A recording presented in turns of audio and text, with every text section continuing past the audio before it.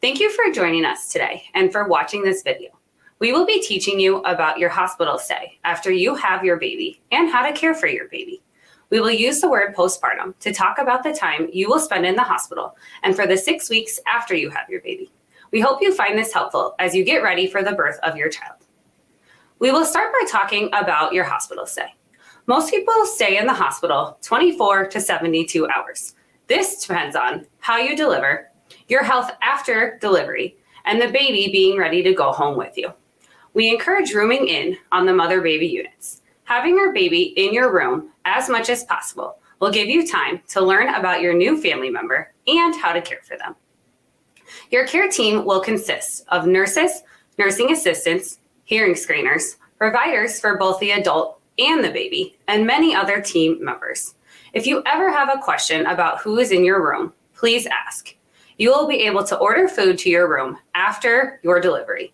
You can order from 6 a.m. to 8 p.m. You can only order food for the patient. There is a refrigerator in each room for your use. You can also buy a meal card that the support person can add money to. Then the support person can use that to buy food from the cafeteria or order meals from a select menu to be delivered to the patient's room. We provide breast pumps for use while you are in the hospital. These pumps are hospital grade, and they will work the best to get out the early milk you are going to be making if you plan to breastfeed. Thank you again for watching. Please ask your care team any questions that you have about this information. When you come to the hospital, we want to make sure that you bring a certain set of items with you. A car seat. We will help you fit the baby into the car seat.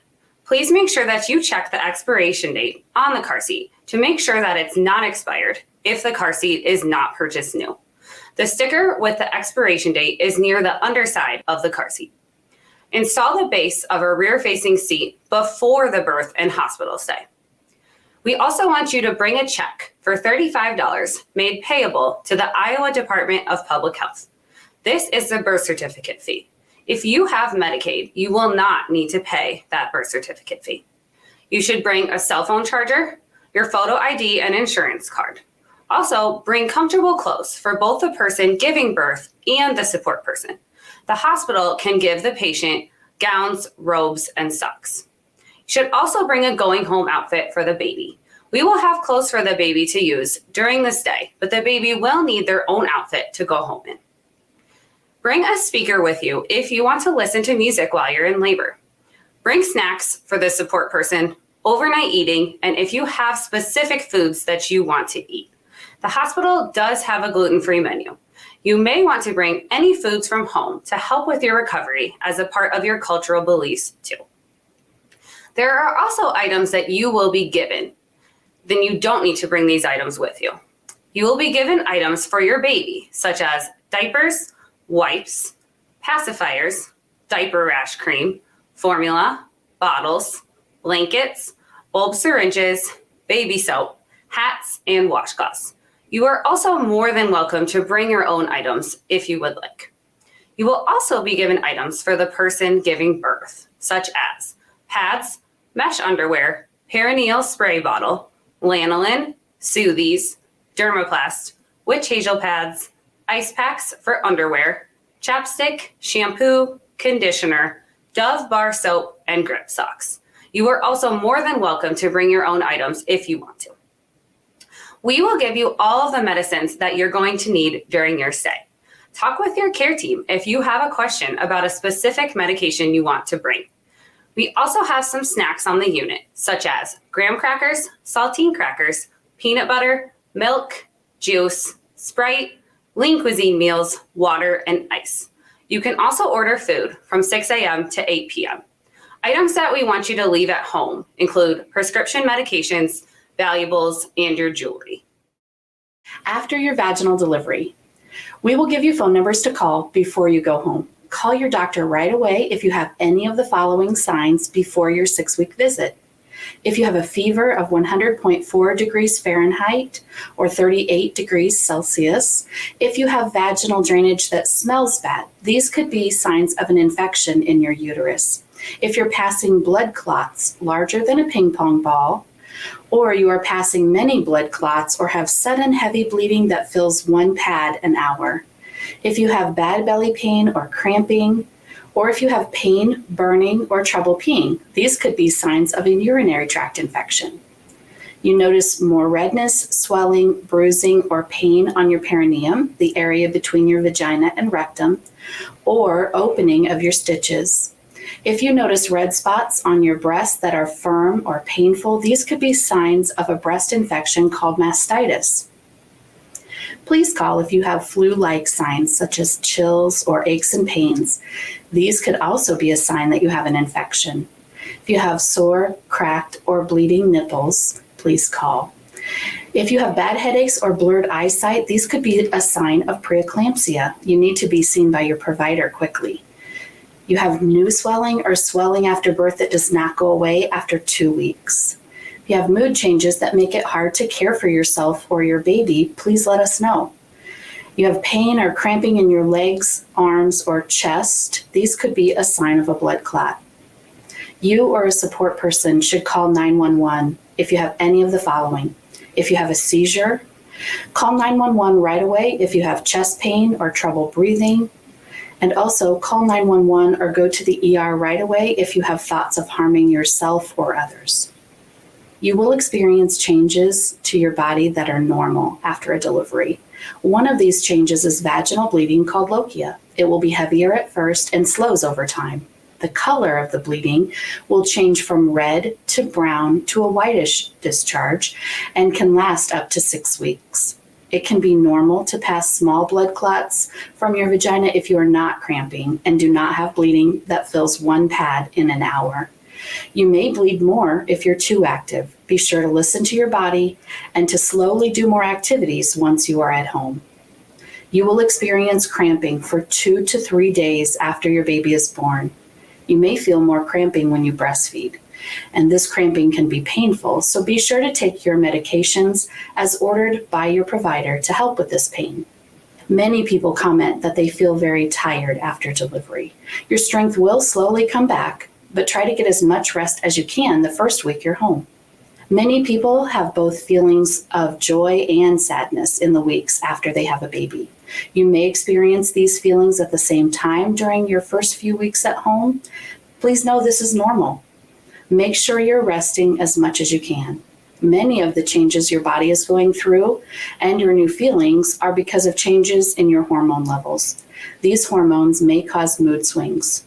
These feelings are called the baby blues and should go away within 2 weeks. But please call your provider if you feel unhappy and feel you are not able to cope with your everyday events. There are many resources they can offer, and it's best to treat postpartum depression early. That's why we're talking about what to look for in the first few weeks after having a baby. Your care team will teach you about medicines you will go home with, including pain medicines.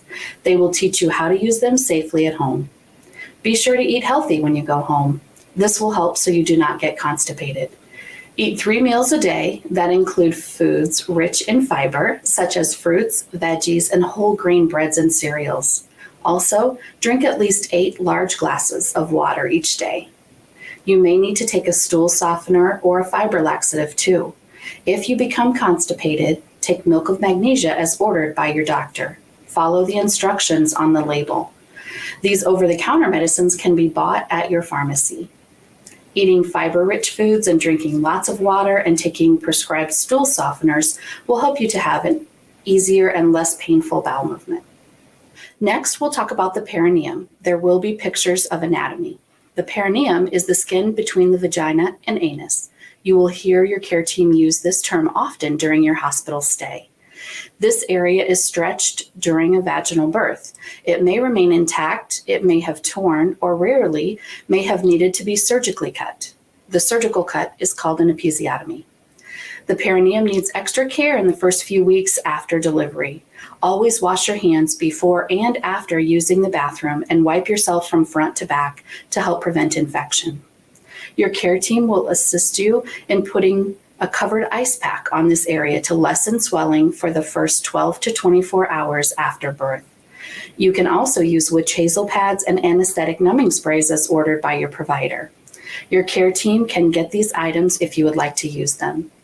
You can also squirt warm water onto the vaginal area with a peri bottle while you pee. This helps prevent stinging and it keeps the area clean. Your care team will give you this bottle. We encourage you to take baths in a clean bathtub to aid in your recovery. Use warm water to soothe soreness in your perineum and use cold water to help with the swelling. Do not use soap or shampoo in the bath water. After a few weeks, if you have stitches on the perineum, they will dissolve on their own. Along with caring for your perineum after birth, you also need to care for your bladder. Your care team will encourage you to pee at least every 3 hours. Keep doing this at home because it helps your uterus remain firm so you will not bleed as much, and it also helps prevent a bladder infection. One sensitive topic we want to cover is sex. When to have sex again after birth is unique to each person's healing. Your body has really been through a lot of changes and needs time to heal. Often, at least 6 weeks of healing time is needed. You and your partner are both dealing with new feelings, and you may not be ready to have sex after 6 weeks. That's okay. It's a personal decision. Please talk to your provider if you have concerns about having sex after delivering a baby. Remember, do not have sex, douche, or use tampons for bleeding until after your 6-week checkup. These put you at higher risk for infection. When you start to have sex again, you can get pregnant right away after a birth, even if you do not have a period. Your provider will talk with you about birth control choices and answer your questions to help you make the choice that's best for your family. Before you go home, let your provider know which method you want to use. It may be hard to find the time, but self-care is very important. For some people, exercise can lower stress and improve health. Talk to your provider about when to start exercising and what is safe. Always start slow and don't push yourself too hard. Another sensitive topic we cover is weight loss after delivery.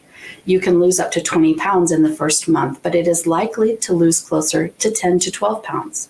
Some of this weight loss is water weight, and it changes from person to person. Breastfeeding may help slightly with weight loss also. Be gentle on your postpartum body. It took 9 months to grow your baby, and each person's journey is very different. You may have some swelling in your legs and feet after birth. To lessen swelling, drink plenty of water and raise your legs. Call your provider if the swelling lasts longer than 2 weeks, you have a headache or blurred eyesight, or you have new swelling. Another important topic is care of your breasts. First, we'll talk about how to care for your breasts if you are breastfeeding. Your milk will increase during the first week and your breasts will feel heavier. Wear a well-fitting, supportive bra without underwire to help support this new heavy feeling.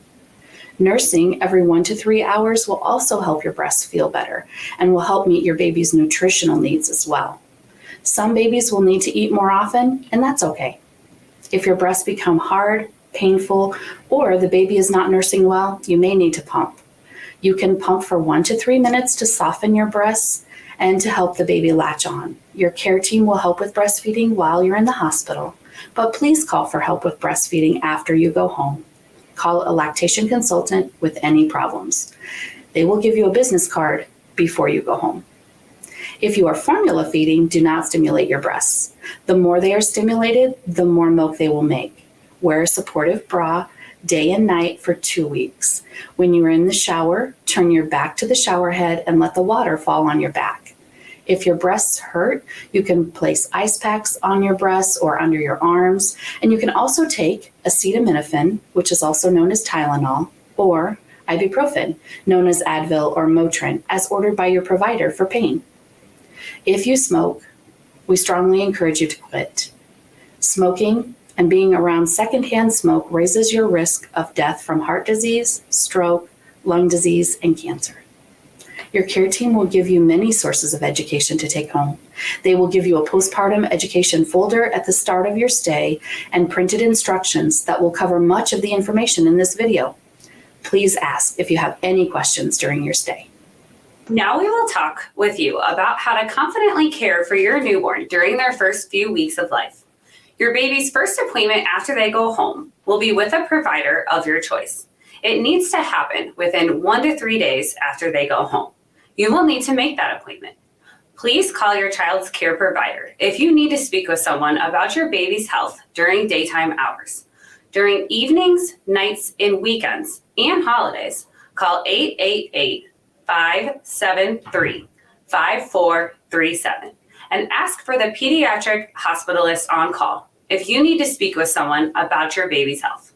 Call your baby's provider if they have any of the following conditions: breathing problems, a temperature less than 97.8 Fahrenheit or 36.5 Celsius, a temperature more than 100.4 Fahrenheit or 38 degrees Celsius. It is best to take an axillary or armpit temperature anytime your baby feels sick.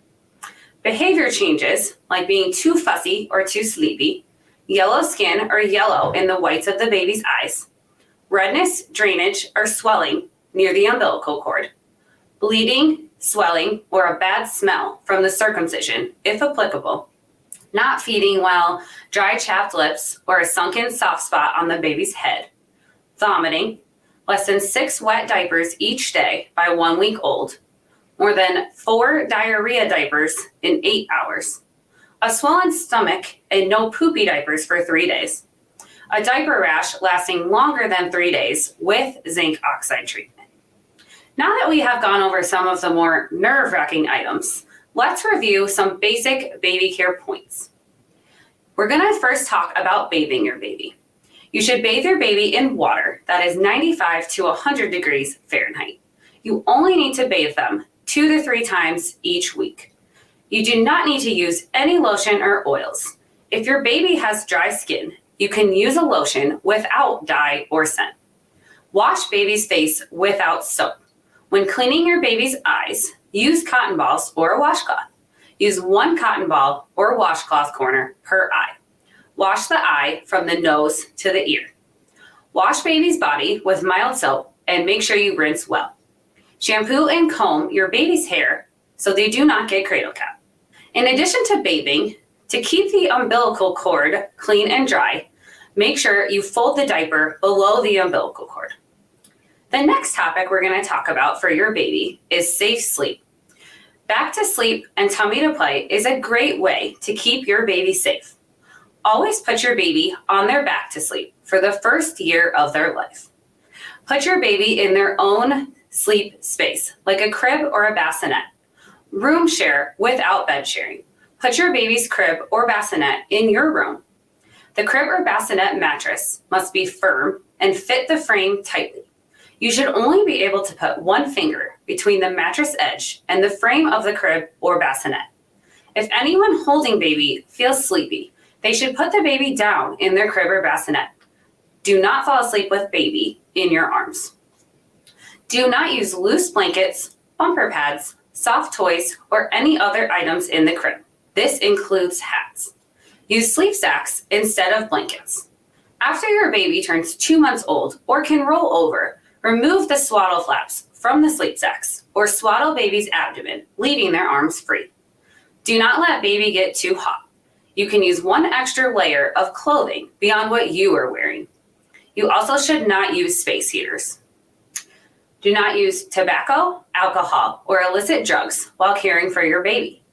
Do not use car seats, boppy pillows, or swings for your baby to sleep in.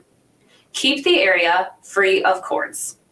Do not place baby in a bed with a drop side rail. This could cause strangulation or entrapment. When your baby is awake and supervised closely, place them on a blanket on the floor to play while they are on their tummy. Next, moving on from safe sleep, we're going to talk about burping. Some people like to use the shoulder hold when burping their baby. Others have the baby in a supported seated position. Either way, a few times that you need to burp your baby are: after each ounce, if your baby is formula feeding; between breasts, if your baby is breastfeeding; after feedings, and anytime your baby is fussy. Some babies spit up a little milk when they burp, and that is normal. The next topic we're going to discuss is jaundice. Jaundice is the yellow color of the skin or eyes. Many newborns have jaundice during their 2nd or 3rd day of life.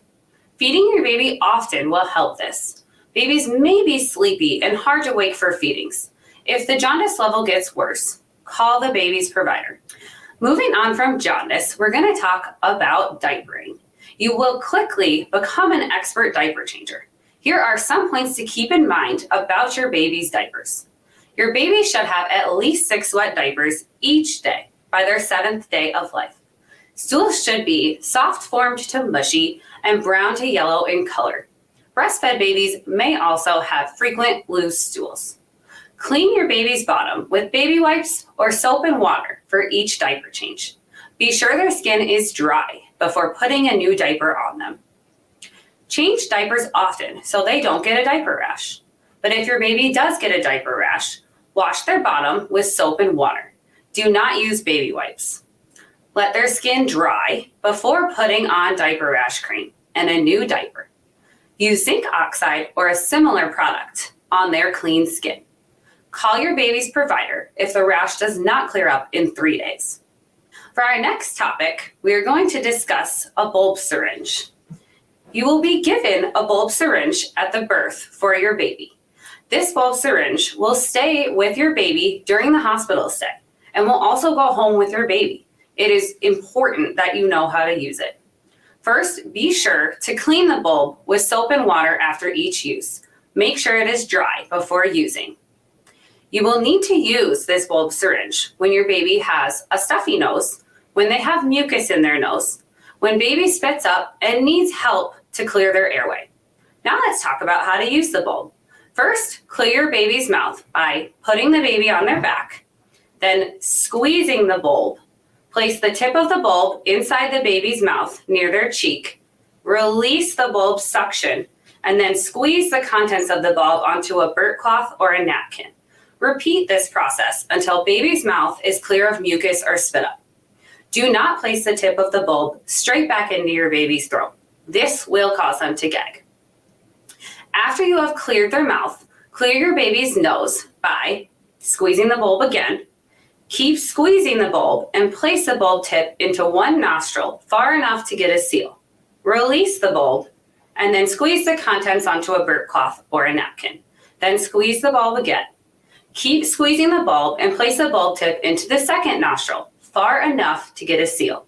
Release the bulb and then squeeze the contents again onto a burp cloth or a napkin. Keep doing those steps above until baby's nose is clear. Next topic we're going to discuss is car seat safety. You must use a car seat the right way every time you use it. Place your baby in a rear-facing car seat in the back seat until age 2 every time they are in a motor vehicle. Read your vehicle owner's manual to learn how to place the car seat in the vehicle. Call your local police, fire, or car seat safety technician for help installing the car seat or for car seat checks. One of our final topics is shaken baby syndrome. Your baby communicates through nonverbal cues and crying. This can be frustrating at times. Parenting can be a challenge, but it is not okay to shake your baby. Some ways to get ready to care for your newborn are to watch the period of purple crying to learn more about baby's development. This way, you know what to expect. Call someone that can help you care for your baby if you find yourself getting frustrated. You can put your baby down in a safe place until you can calmly care for your baby if you find yourself getting frustrated. Be ready to care for a fussy baby. Learn some soothing strategies before you need them. One source you could use is Harvey Karp's Happiest Baby on the Block. Talk to your baby's care provider or call the Crying Baby Hotline at 1-866-243-2229 for support. Our final topic for this session is clothing. A common question about newborn care is, how should I dress my baby? Follow a few simple tips and try your best not to overheat baby. Dress your baby in one extra layer beyond what you are wearing. If you feel your baby may be too hot or too cold, take their temperature. It is normal for a baby's hands and feet to feel a little cooler than their body for several weeks. Hats are often not needed when baby is inside. Follow your developing instincts, these recommendations, and your provider's guidance, and your confidence will grow. Congratulations.